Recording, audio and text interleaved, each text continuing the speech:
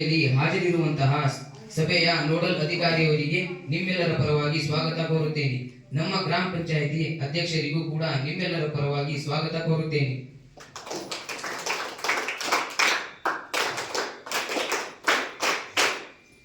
ಹಾಗೆ ಗ್ರಾಮ ಪಂಚಾಯಿತಿ ಸಾಮಾಜಿಕ ನ್ಯಾಯ ಸ್ಥಾಯಿ ಸಮಿತಿ ಅಧ್ಯಕ್ಷರಿಗೂ ಕೂಡ ಈ ಒಂದು ಸಭೆಗೆ ಸ್ವಾಗತವನ್ನು ಕೋರುತ್ತೇನೆ.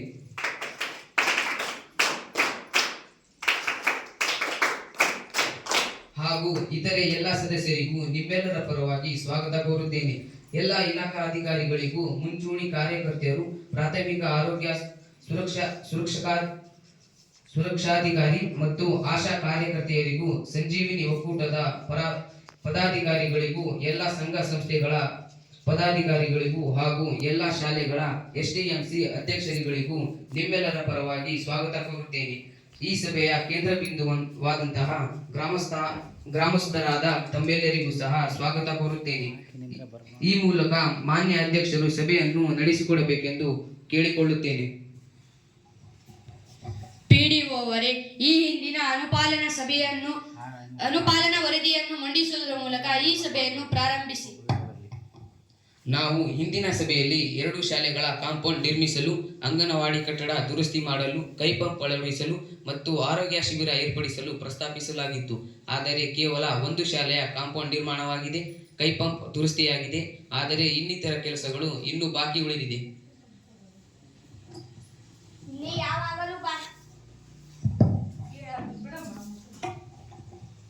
ಯಾವಾಗಲೂ ಬಾಕಿ ಇರುತ್ತದೆ. ನನ್ನ ಪಿಂಚಣಿ ಕುರಿತು ಇಂದಿನ ಸಭೆಯಲ್ಲಿ ಭರವಸೆ ನೀಡಲಾಯಿತು, ಆದರೆ ಅದು ಇದುವರೆಗೂ ಬಂದಿಲ್ಲ. ಅಮ್ಮ, ದಯವಿಟ್ಟು ಶಾಂತರಾಗಿರಿ. ಅನುಪಾಲನಾ ವರದಿಯನ್ನು PDO ಅವರು ಮಂಡಿಸಲಿ. ನಂತರ ನಿಮ್ಮ ಸಮಸ್ಯೆಯನ್ನು ನಾವು ಚರ್ಚಿಸುತ್ತೇವೆ. PDO ಅವರೇ, ಮುಂದುವರಿಸಿ. ಇನ್ನೊಂದು ಶಾಲೆಯ ಕಾಂಪೌಂಡ್ ನಿರ್ಮಾಣ ಕಾರ್ಯವನ್ನು ಮುಂದಿನ ತಿಂಗಳು ಪ್ರಾರಂಭಿಸುತ್ತೇವೆ. ಇನ್ನಿತರ ಕೆಲಸಗಳನ್ನು ಈಗಾಗಲೇ ಕ್ರಿಯಾ ಯೋಜನೆಯಲ್ಲಿ ಸೇರಿಸಲಾಗಿದ್ದು, ಇನ್ನೆರಡು ತಿಂಗಳಲ್ಲಿ ಪ್ರಾರಂಭಿಸಲು ಕ್ರಮವಹಿಸಲಾಗುವುದು. ಕಾರ್ಯದರ್ಶಿಗಳೇ, ಈ ಸಭೆಯಲ್ಲಿ ಎಷ್ಟು ಜನ ಹಾಜರಿದ್ದಾರೆ? ಹಾಜರಾತಿಯನ್ನು ಪಡೆಯುತ್ತಿದ್ದೀರಾ? ನಡವಳಿಯನ್ನು ದಾಖಲಿಸಲು ಪ್ರಾರಂಭಿಸಿದ್ದೀರಾ? ಹೆಚ್ಚಿನ ಜನಸಂಖ್ಯೆಯಲ್ಲಿ ಗ್ರಾಮಸ್ಥರು, ಇಲಾಖಾಧಿಕಾರಿಗಳು, ಎಲ್ಲ ಮುಖಂಡರು ಎಲ್ಲರೂ ಹಾಜರಾಗಿದ್ದಾರೆ. ಹಾಜರಾತಿಯನ್ನು ವಹಿಯಲ್ಲಿ ಪಡೆದುಕೊಂಡಿದ್ದೇನೆ. ನಡವಳಿಯನ್ನು DO ಅವರು ಪಂಚತಂತ್ರದಲ್ಲಿ ದಾಖಲಿಸುತ್ತಿದ್ದಾರೆ. ಅಧ್ಯಕ್ಷರೇ. ಸ್ವಾಮಿ ಅಧ್ಯಕ್ಷರೇ, ಸರಿಯಾದ ಸಮಯಕ್ಕೆ ಗ್ರಂಥಾಲಯ ತೆಗೆಯಲ್ಲ. ವಿದ್ಯಾರ್ಥಿಗಳಿಗೆ ಅಧ್ಯಯನ ಮಾಡಲು ಸ್ಥಳ ಬೇಕ್ರಿ. ಗ್ರಂಥಾಲಯಗಳು ಲೈಟಿಕಂಬ್ರಿಲ್ರಿ ಅಧ್ಯಕ್ಷರೇ. ಹೌದು, ನಮ್ಮ ಶಾಲೆಯ ತರಗತಿ ಕೊಠಡಿಗಳು ದುರಸ್ತಿ ಅಗತ್ಯವಿದೆ. ಕೊಠಡಿಗಳ ದುರಸ್ತಿ ಬಗ್ಗೆ ಸಾಕಷ್ಟು ಬಾರಿ ಪಂಚಾಯತಿಗೆ ಅರ್ಜಿಯನ್ನು ನೀಡಿದ್ವಿ, ಆದರೆ ಇದುವರೆಗೆ ಅಧ್ಯಕ್ಷರು ಕ್ರಮ ವಹಿಸಿರಲಿಲ್ಲ. ಗ್ರಂಥಾಲಯ ಮೇಲ್ವಿಚಾರಕರೇ, ಗ್ರಂಥಾಲಯವನ್ನು ಸರಿಯಾದ ಸಮಯಕ್ಕೆ ಏಕೆ ತೆಗೆಯುತ್ತಿಲ್ಲ? ಇಲ್ಲ ಅಧ್ಯಕ್ಷರೇ, ಗ್ರಂಥಾಲಯದ ಕೆಲಸದ ವೇಳೆ ಪ್ರಕಾರವೇ ತೆಗೆಯುತ್ತಿದೆ. ಮಳೆ ಸಂದರ್ಭದಲ್ಲಿ ಸ್ವಲ್ಪ ವ್ಯತ್ಯಾಸ ಆಗಿರಬಹುದು ಅಷ್ಟೇ. ಮಳೆಯ ಕಾರಣದಿಂದ ಗ್ರಂಥಾಲಯವನ್ನು ತೆಗೆಯಲು ತಡವಾಗುತ್ತಿತ್ತು. ಇನ್ನು ಮುಂದೆ ಹಾಗೆ ಆಗುವುದಿಲ್ಲ. ತಾವೆಲ್ಲರೂ ಗ್ರಂಥಾಲಯವನ್ನು ಸದುಪಯೋಗ ಪಡಿಸಿಕೊಳ್ಳುವಂತೆ ಈ ಮೂಲಕ ಕೇಳಿಕೊಳ್ಳುತ್ತಿದ್ದೇನೆ. ಅಧ್ಯಕ್ಷರೇ, ನಮ್ಮೂರಲ್ಲಿ ಚರಂಡಿಗಳ ತುಂಬಿ ಮುಚ್ಚೋಗಿದ್ದಾವೆ. ರಸ್ತೆಗಳಲ್ಲಿ ಕಸದ ಗುಡ್ಡೆಗಿದೆ, ಗೊತ್ತಾಯ್ತೇನ್ರಿ? ಗ್ರಾಮದ ಬಹುತೇಕ ಚರಂಡಿಗಳ ಕಸವನ್ನು ತೆಗೆದು ಈಗಾಗಲೇ ಸ್ವಚ್ಛಗೊಳಿಸಲಾಗಿದೆ. ನಿಮ್ಮ ಭಾಗದ ಚರಂಡಿಗಳ ಕಸವನ್ನು ಸ್ವಚ್ಛಗೊಳಿಸಲು ಮುಂದಿನ 2-3 ದಿನಗಳಲ್ಲಿ ಕ್ರಮವಹಿಸಲಾಗುವುದು. ಹೌದು, ನಮ್ಮ ಭಾಗದ ಚರಂಡಿಗಳನ್ನು ಸ್ವಚ್ಛಗೊಳಿಸಲಾಗಿದೆ. ಅಧ್ಯಕ್ಷರಿಗೂ ಹಾಗೂ ಪಂಚಾಯತ್ಗೆ ಧನ್ಯವಾದಗಳು. ಅಧ್ಯಕ್ಷರೇ, ರಕ್ತಹೀನತೆ ಶಿಬಿರವನ್ನು ಆಯೋಜಿಸಬೇಕು. ಅನೇಕ ಹೆಣ್ಣುಮಕ್ಕಳು ರಕ್ತಹೀನತೆಯಿಂದ ಬಳಲುತ್ತಿದ್ದಾರೆ. PDO ಅವರೇ, ಪ್ರಾಥಮಿಕ ವೈದ್ಯಾಧಿಕಾರಿಯೊಂದಿಗೆ ಮಾತನಾಡಿ ಮುಂದಿನ ವಾರದಲ್ಲಿ ಶಿಬಿರವನ್ನು ಏರ್ಪಡಿಸಲು ಕ್ರಮವಹಿಸಿ. ಆಗಬಹುದು ಅಧ್ಯಕ್ಷರೇ. ಅಧ್ಯಕ್ಷರೇ, ಮಕ್ಕಳ ಪೋಷಣೆಯನ್ನು ಸುಧಾರಿಸಲು ನಾವು ಅಂಗನವಾಡಿಯ ಬಳಿ ಕೈತೋಟವನ್ನು ಪ್ರಾರಂಭಿಸಬೇಕಿದ್ದೇವೆ. ಅದಕ್ಕೆ ಗ್ರಾಮ ಪಂಚಾಯಿತಿಯಿಂದ ಏನಾದರೂ ಅನುದಾನ ದೊರಕಬಹುದೇ? PDO ಅವರೇ, ಕೈತೋಟಕ್ಕೆ ಏನಾದರೂ ಅನುದಾನವನ್ನು ನೀಡಬಹುದೇ? ಇಲ್ಲ ಅಧ್ಯಕ್ಷರೇ, ಬಾಲವಿಕಾಸ ಸಮಿತಿ ಸದಸ್ಯರೆಲ್ಲರೂ ಕೂಡಿ ಶ್ರಮದಾನದ ಮೂಲಕ ಕೈತೋಟವನ್ನು ನಿರ್ಮಿಸಿಕೊಳ್ಳಬಹುದು. ಕೈತೋಟಕ್ಕೆ ಬೇಕಾದ ಸಸಿಗಳನ್ನು ಗ್ರಾಮ ಪಂಚಾಯಿತಿಯ ಸ್ವಂತ ಸಂಪನ್ಮೂಲದ ನಿಯಮದ ಇತಿಮಿತಿಯಲ್ಲಿ ಖರೀದಿಸಿಕೊಳ್ಳಬಹುದು. ಧನ್ಯವಾದಗಳು ಅಧ್ಯಕ್ಷರೇ. ಈ ವಿಷಯದ ಬಗ್ಗೆ ಮುಂದಿನ ತಿಂಗಳ ಬಾಲ ವಿಕಾಸನ ಸಮಿತಿಯ ಸಭೆಯಲ್ಲಿ ಸದಸ್ಯರ ಗಮನಕ್ಕೆ ತರುತ್ತೇನೆ. ಸ್ವಾಮಿ ಅಧ್ಯಕ್ಷರೇ, ಯುವಕರಿಗೆ ಮೈದಾನ ಅಥವಾ ಕ್ರೀಡಾ ಕಿಟ್ಗಳಿಲ್ಲ. ಇದನ್ನು ನಿರ್ಲಕ್ಷಿಸಿದರೆ ಯುವಕರು ಕೆಟ್ಟ ಅಭ್ಯಾಸಗಳಿಗೆ ಬಲಿಯಾಗಬಹುದು. ಹೌದು ಅಧ್ಯಕ್ಷರೇ, ನಮಗೆ ಗ್ರಂಥಾಲಯದಲ್ಲಿ ಕ್ರೀಡಾ ಕಿಟ್ಗಳು ಮತ್ತು ಇಂಟರ್ನೆಟ್ ಬೇಕು. ಶೇಕಡಾ 2 ಕ್ರೀಡಾ ಅನುದಾನದಲ್ಲಿ ಈಗಾಗಲೇ ಕ್ರೀಡಾ ಕಿಟ್ಗಳನ್ನು ಖರೀದಿಸಲಾಗಿದ್ದು, ಆದಷ್ಟು ಬೇಗ ಗ್ರಂಥಾಲಯಗಳಿಗೆ ಸರಬರಾಜು ಮಾಡಿಸಲಾಗುವುದು. ಧನ್ಯವಾದಗಳು ಅಧ್ಯಕ್ಷರೇ. ಮಾನ್ಯ ಅಧ್ಯಕ್ಷರೇ, ನನ್ನ ವಾರ್ಡ್ನಲ್ಲಿ ಶಾಲೆ ತಿರುದಾಗ ಸಲಹೆ ಅಂಗಡಿ ಬೇರೆ ಕಡೆ ಸ್ಥಳಾಂತರಿಸಬೇಕು.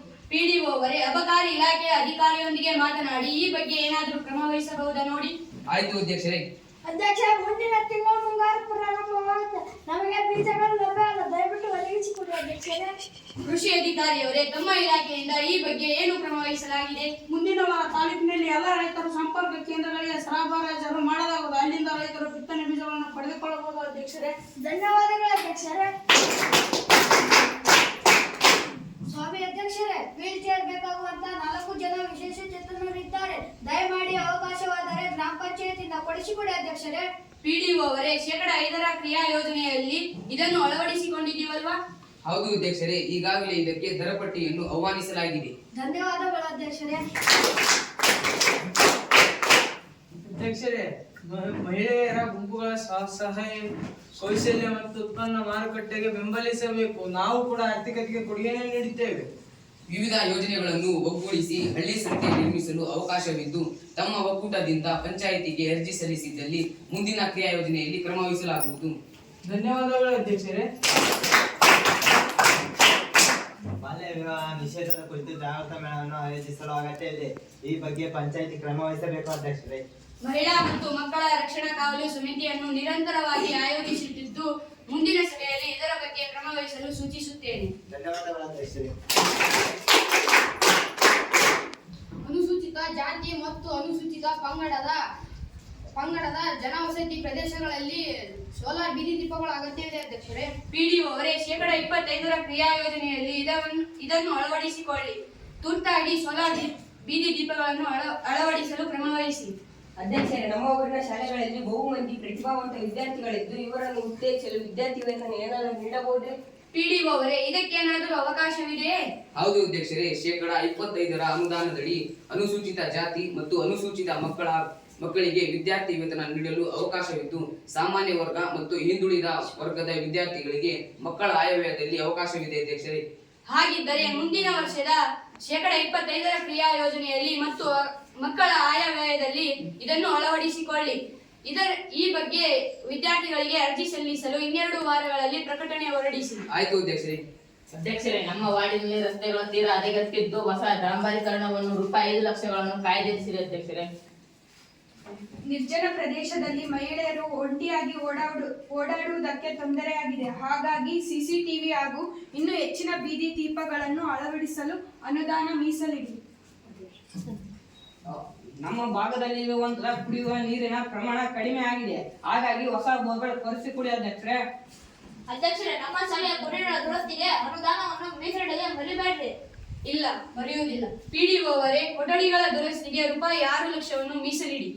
ಅಧ್ಯಕ್ಷರೇ, ನಮ್ಮ ಗ್ರಾಮದ ಆಯುಷ್ಮಾನ್ ಆರೋಗ್ಯ ಕೇಂದ್ರಕ್ಕೆ ಹೊರ ರೋಗಿಗಳು ಚಿಕಿತ್ಸೆಗಾಗಿ ಹೆಚ್ಚುವರಿ ಕೊಠಡಿಗಳ ಅಗತ್ಯ ಇದ್ದು, ಅನುದಾನವನ್ನು ಮೀಸಲಿಡಲು ಕೋರುತ್ತಿದ್ದೇನೆ ಅಧ್ಯಕ್ಷರೇ. ಪಿಡಿಒ ಅವರೇ, ಇದಕ್ಕೆ ರೂಪಾಯಿ 5 ಲಕ್ಷವನ್ನು ಮೀಸಲಿಡಿ. ಅಧ್ಯಕ್ಷರೇ, ಇದಕ್ಕೆ ಮೀಸಲಿಟ್ಟಲ್ಲಿ ಕ್ರಿಯಾ ಯೋಜನೆಯ ಒಟ್ಟು ಮೊತ್ತವು ಸುಮಾರು 20 ಲಕ್ಷದಷ್ಟು ಆಗುತ್ತಿತ್ತು. ನಮ್ಮಲ್ಲಿ ಕೇವಲ 15 ಲಕ್ಷದಷ್ಟು ಅನುದಾನ ಲಭ್ಯವಿದೆ. ಹೌದಾ ಪಿಡಿಒ ಅವರೇ? ಲಭ್ಯ ಅನುದಾನಕ್ಕಿಂತ ಹೆಚ್ಚಿನ ಬೇಡಿಕೆ ಬಂದಿದೆಯಾ? ಹಾಗಿದ್ದರೆ ಇದಕ್ಕೆ ಪರಿಹಾರವೇನು? ಸ್ವಂತ ಆದಾಯ ಮೂಲ ತುಂಬಾ ಕಡಿಮೆ ಇದೆ. ಇದನ್ನು ಸುಧಾರಿಸಿದರೆ ಪಂಚಾಯತ್ ಬಲಗೊಳ್ಳುತ್ತದೆ. ಆಸ್ತಿ ತೆರಿಗೆ ಪರಿಷ್ಕರಣೆಯಾಗಿ ಬಹಳ ವರ್ಷಗಳಾಗಿದೆ. ಹೀಗಾಗಿ ಹೊಸ ತೆರಿಗೆ ನಿಯಮದ ಪ್ರಕಾರ ತೆರಿಗೆ ಪರಿಷ್ಕರಣೆ ಮಾಡಿ ವಸೂಲಿ ಹೆಚ್ಚಾದರೆ ಅನುದಾನ ಹೆಚ್ಚಾಗಿ ಗ್ರಾಮಸ್ಥರ ಎಲ್ಲಾ ಬೇಡಿಕೆಗಳನ್ನು ಹಂತ ಹಂತವಾಗಿ ಪೂರೈಸಬಹುದು. ಪ್ರೀತಿಯ ಗ್ರಾಮಸ್ಥರೇ, ಪಿಡಿಒ ಅವರು ತಿಳಿಸಿರುವಂತೆ ತೆರಿಗೆ ಪರಿಷ್ಕರಣೆಗೆ ತಾವೆಲ್ಲರೂ ಸಹಕರಿಸಿ ಪಂಚಾಯಿತಿಯ ಸ್ವಂತ ನಿಧಿಯನ್ನು ಬಲಗೊಳಿಸಲು ಕೈಜೋಡಿಸಿ. ಎಲ್ಲಾ ಗ್ರಾಮಸ್ಥರಿಗೂ ಧನ್ಯವಾದಗಳು. ಪಿಡಿಒ ಅವರೇ, ರೂಪಾಯಿ 15 ಲಕ್ಷಕ್ಕೆ ಕ್ರಿಯಾ ಯೋಜನೆಯಲ್ಲಿ ಸೀಮಿತಗೊಳಿಸಿ ಅಂತಿಮಗೊಳಿಸಿ. ರೂಪಾಯಿ 15 ಲಕ್ಷಗಳ ಕ್ರಿಯಾ ಯೋಜನೆ ಈ ಕೆಳಕಂಡಂತಿದೆ.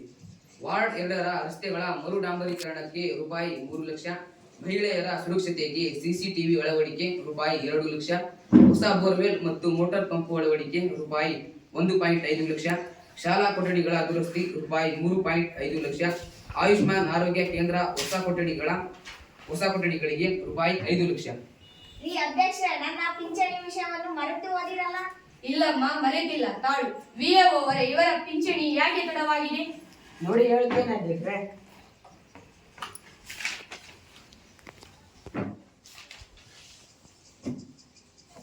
ಅಮ್ಮ, ನೀವು ನಮ್ಮ ಕಚೇರಿಗೆ ನಾಳೆ ದಾಖಲೆ ಸಮೇತ ಬನ್ನಿ. ಆಯ್ತು ಸ್ವಾಮಿ, ನಾಳೆ ನಿಮ್ಮ ಕಚೇರಿಗೆ ಎಲ್ಲಾ ಪೇಪರ್ಗಳನ್ನು ಪುಸ್ತಕಗಳನ್ನು ತೆಗೆದುಕೊಂಡು ಬರ್ತೀನಿ. ಆದಷ್ಟು ಬೇಗ ನನ್ನ ಪಿಂಚಣಿ ಬರಂಗ ಮಾಡ್ಕೊಡಿ. ಖಂಡಿತ ಸಹಾಯ ಮಾಡ್ತೇನೆ, ನಾಳೆ ಬನ್ನಿ. ಇನ್ಯಾರಿಗಾದರೂ ಏನಾದರೂ ಹೇಳುವುದಿದೆಯಾ? ಹಾಗಿದ್ದರೆ ಕಾರ್ಯದರ್ಶಿಗಳೇ ಈ ಸಭೆಯನ್ನು ಮುಕ್ತಾಯಗೊಳಿಸಿ. ಆಯ್ತು ಅಧ್ಯಕ್ಷರೇ. ಸಭೆಯ ಅಧ್ಯಕ್ಷತೆಯನ್ನು ವಹಿಸಿಕೊಂಡಂತಹ ಮಾನ್ಯ ಅಧ್ಯಕ್ಷರೇ, ತಮ್ಮೆಲ್ಲರ ಪರವಾಗಿ ಧನ್ಯವಾದಗಳನ್ನು ತಿಳಿಸುತ್ತಿದ್ದೇನೆ. ಸಭೆಯಲ್ಲಿ ಹಾಜರಿದ್ದಂತಹ ನೋಡಲ್ ಅಧಿಕಾರಿಗಳು, ಉಪಾಧ್ಯಕ್ಷರು, ಇಲಾಖಾಧಿಕಾರಿಗಳು, SDMC ಅಧ್ಯಕ್ಷರು, ಸಂಜೀವಿನಿ ಒಕ್ಕೂಟ ಅಧ್ಯಕ್ಷರು, ಪದಾಧಿಕಾರಿಗಳು, ಎಲ್ಲ ಗ್ರಾಮಸ್ಥರಿಗೂ ಧನ್ಯವಾದಗಳು. ರಾಷ್ಟ್ರಗೀತೆಯೊಂದಿಗೆ ಸದಾ ಸರಿ ಸಭೆಯನ್ನು ಮುಕ್ತಾಯಗೊಳಿಸೋಣ. ದಯವಿಟ್ಟು ತಾವೆಲ್ಲರೂ ಎದ್ದು ನಿಂತು ರಾಷ್ಟ್ರಗೀತೆಯನ್ನು ಹೇಳಬೇಕೆಂದು ಕೇಳಿಕೊಳ್ಳುತ್ತೇನೆ.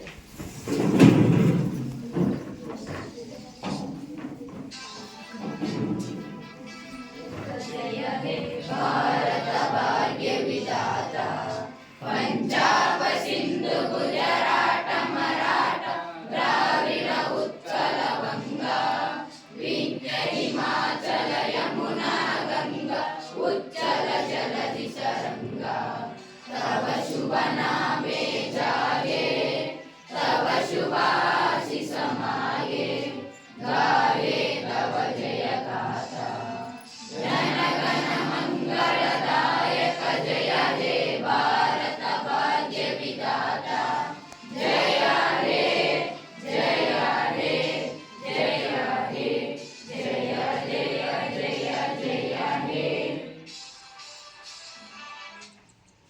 ಧನ್ಯವಾದಗಳು.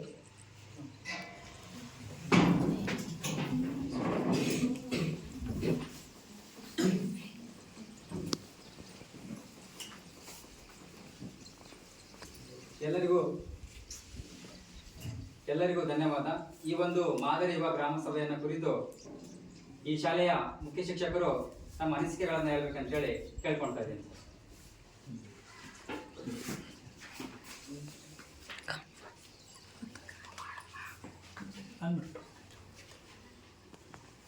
ಎಲ್ರಿಗೂ ನಮಸ್ಕಾರ. ನಾನು ಮಂಜುನಾಥ್, ಈ ಒಂದು ಕರ್ನಾಟಕ ಪಬ್ಲಿಕ್ ಶಾಲೆಯ ಉಪ ಪ್ರಾಂಶುಪಾಲರು.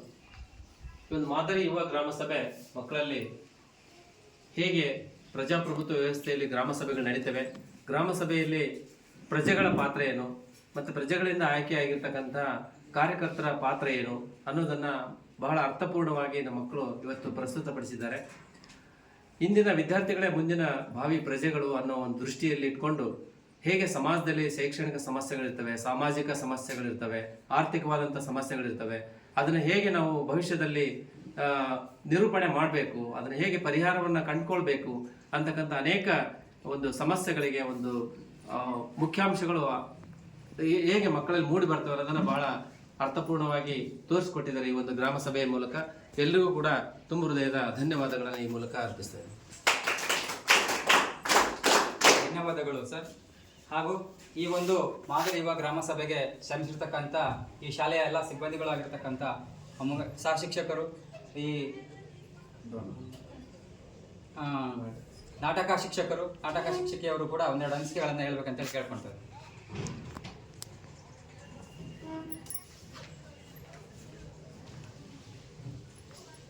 ಎಲ್ಲರಿಗೂ ನಮಸ್ಕಾರ.